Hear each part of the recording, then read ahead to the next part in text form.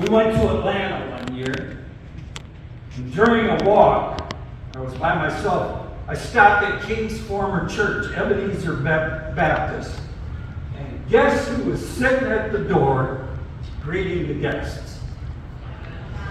John Lewis. John Lewis, one of my heroes.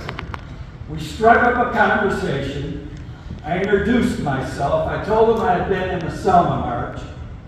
He told me I was the second Harold Ford that he knew. A House colleague of his was representative, I don't know if you remember, Harold E. Ford from Tennessee. He was a possible presidential candidate one time.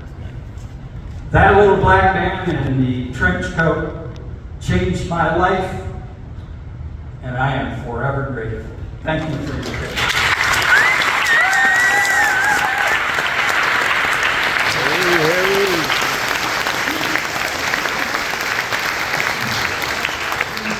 Thank you for that response. I can tell I'm in the right place. I want to introduce somebody I've known for a long time. So we have some things in common. We both have 3 adult children. Our paths first crossed as volunteers for Mike Moore's Flint Voice. And I'd like to think that Dan and I were working for a free press as an alternative to corporate journalism back then. Yeah. Now, the Kildees are one of the Flint area families that constitute political royalty, along with the Neelys, the Cherries, and others. I knew his Uncle Dale, excuse me. I'm introducing Dan, definitely.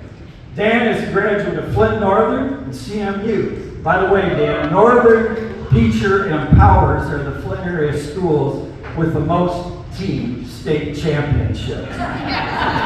And Northern no longer exists. Dan helped create the Genesee County Land Bank, now heads up the Community Foundation of Greater Flint. He served on the Flint Board of Education, the Genesee County Commission, and in the U.S. House until just recently. What has this guy done in terms of public service? January 6, 2021 was a dark day in the history of our nation. I think we'd all agree upon that. Of those 400 to 500 elected officials and others who were under siege that day, there's no one that I thought of more than my friend Dan. Dan Kildee.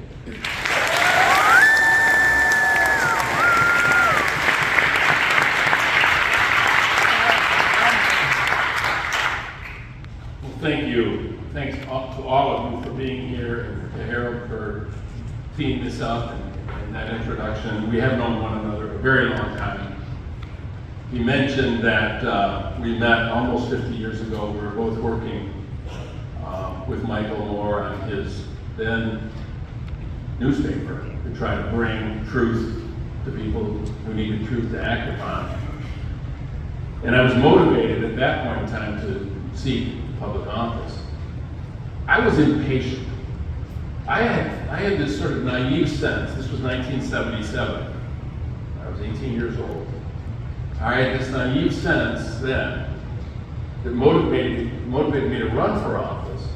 This sense that I had somehow missed the most important moment in the arc of American history, in that march toward the more perfect union. I was a child growing up as an observer in the 60s. I didn't watch cartoons, I watched the news.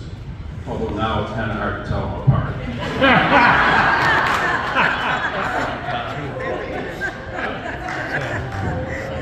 I grew up watching the nightly news and reading newspapers, and I felt some regret that these transformational moments, these seminal moments, the March on Washington, the anti-war movement, the nascent stage of the women's movement, the beginning of the fight for LGBTQ rights.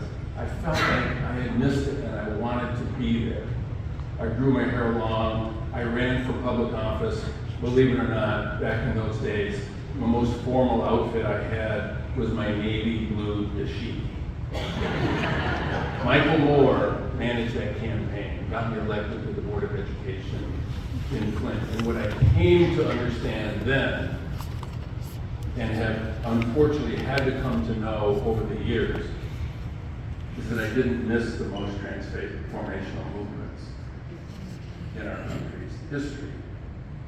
It's not history yet.